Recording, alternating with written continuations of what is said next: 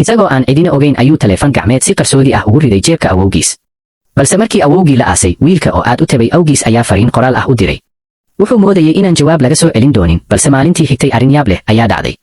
awowgiis ayuu fariin uga timid. fariintaasi ma ahayn mid caadi ah, waxay ahayd xarfo iyo calaamado aan la fahmi karin. wiilkii cabsi ayaa ku dhacday. isla markiiba wuxuu u tegay aabbihii isagoo leh, aabe, awowe ma dhiman. waa inaan qabriga furnaa. laakiin aabbihii hadalkaas si dhab ah uma qaadan. markii uu arkay calaamadahaas yaabka leh ayuu yidhi, waxaa laga yaabaa in qof taleefanka qaatay ka hor intii aan la aasin oo uu kaftamayo. si uu wiilka u qanciyo ayuu u sheegay xaqiiqo kale. dhakhtarkii meydka baaray ayaa xaqiijiyey in awowga uu geeriyooday wadne istaag degdeg ah. hase yeeshee wiilku weli ma qancin. si uu u hubiyo in taleefanku weli qabriga ku jiro ayuu qabuuraha aaday. wuxuu soo saaray taleefankiisa kadibna wacay awowgiis.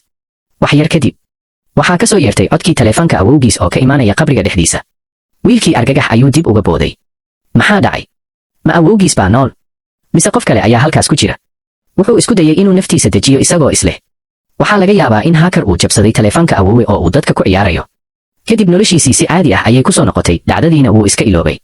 maalmo badan kadib, xaflad qoobka cayaar ah oo dugsiga ka dhacaysay ayuu gabadhii ugu quruxda badnayd kula cayaarayay. laakiin arrintaas ayaa ka caraysiisay wiilkii dugsiga ugu xoogga badnaa.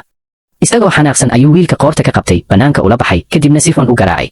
intaa kuma ekaan. wuxuu gacmihiisa iyo lugihiisa u leexiyey qaab cabsi leh. nasiib wanaag, macallinkii fasalka ayaa wakhtigii saxda ahaa yimid, wuuna badbaadiyey. macallinku si taxadar leh ayuu dhaawacyadiisa u daaweeyey, wuxuuna u sheegay, waxaan diyaar u ahay inaan markhaati ka noqdo oo aan booliiska ku dacweeyo. laakiin wiilkii wuu diiday. markii uu guriga ku laabtay ma uusan rabin inuu aabbihii walwalo. sidaas darteed wuxuu murugadiisa iyo dhibaatadiisa ugu sheegay taleefankii awowgiis ee qabriga kula jiray. wuxuu qirtay in sababta uusan uga dacwoon wiilkaasi ay tahay inuu ka baqayo aargoosi ka sii daran. wuxuu yidhi, inta uu nool yahay mar walba wuu i dhibaatayn karaa. wuxuu moodayay inuu iska cabanayo oo keliya. laakiin maalintii xigtay war lama filaan ah ayuu helay.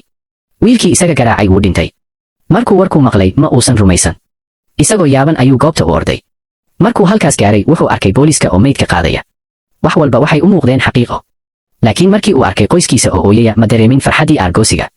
taa beddelkeeda wuxuu dareemay murugo. markaas ayuu macallinka u sheegay in geerida wiilkaasi ay ahayd mid aad u yaab badan. meydkiisa waxaa laga helay isagoo wejiga dhulka saaran, gacmihiisana istaafiyey.